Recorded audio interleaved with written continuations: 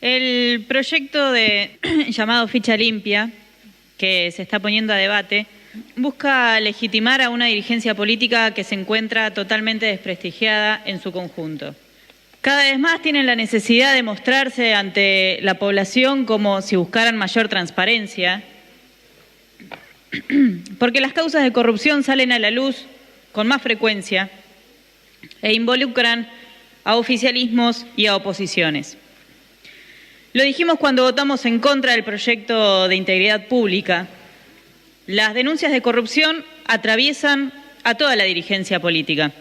Si hablamos de los últimos gobiernos, ha sido denunciado Macri y también ha sido denunciada Cristina Fernández y Alberto Fernández, y también se acusan del armado de causas en contra de quienes ya no se encontraban en el poder, que al mismo tiempo involucran fiscales, empresas de comunicación, servicios de inteligencia y jueces. Sin embargo, las denuncias de corrupción son, en muchos casos, verosímiles, porque la corrupción, además de ser intrínseca al capitalismo, involucra al propio régimen y las pujas de poder económico entre facciones enfrentadas o aliadas cuando les conviene. Esta es la podredumbre por la que atraviesa la dirigencia política. Esa descomposición está expresada en la crisis de representación y es por eso que necesitan proyectos como este. Por un lado, intentan mostrarse ante la población como transparentes y por el otro, intentan fortalecerse ante la descomposición del otro.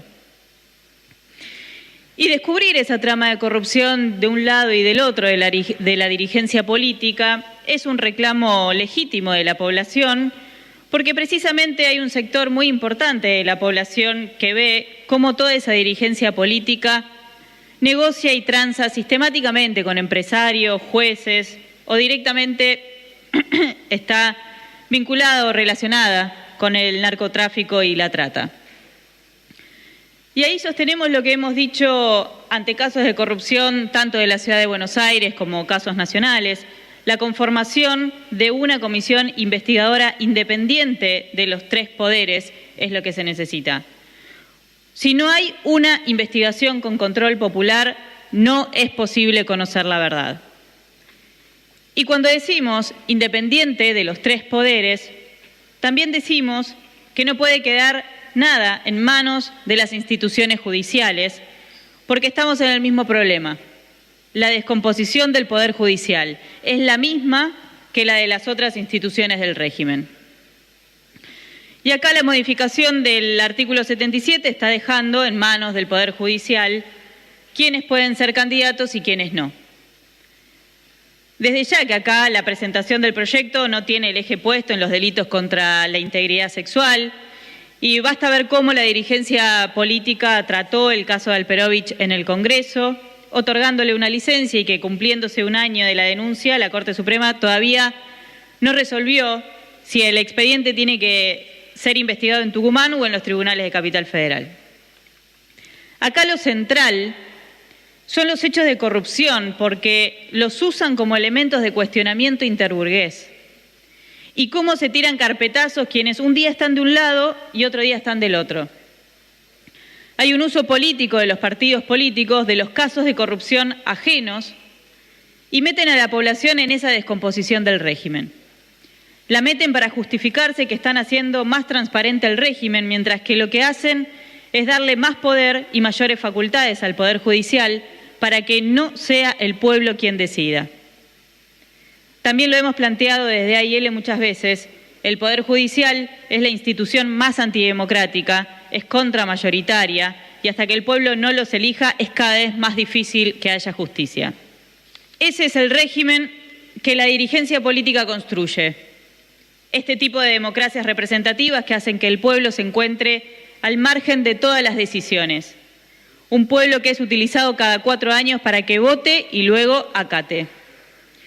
Porque lo que se dice en campaña no es respetado por ningún político y sobran de ejemplo pobreza cero de Macri o los dichos de Fernández sobre el FMI, sobre que era culpable de la situación de crisis y que el préstamo a Macri fue un acto de complicidad. Dijo, el desembolso más caro de la historia de la humanidad.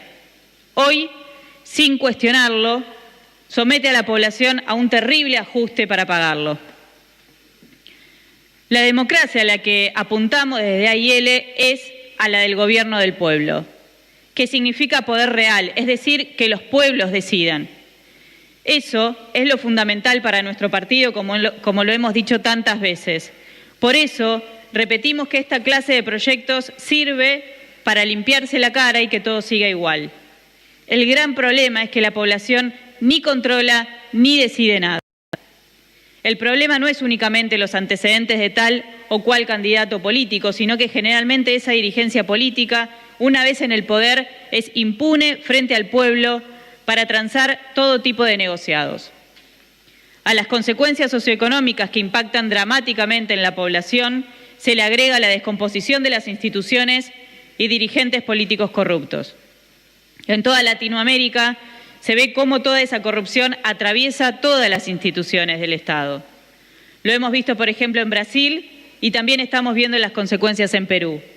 Una enorme multitud de jóvenes movilizándose y gritando que se vayan todos. Y lo hemos visto en Chile también. Tenemos la convicción que es el pueblo trabajador quien debe decidir, quien debe pelear contra instituciones como esta que no lo dejan decidir para tomar en sus manos su propio destino. Nada más.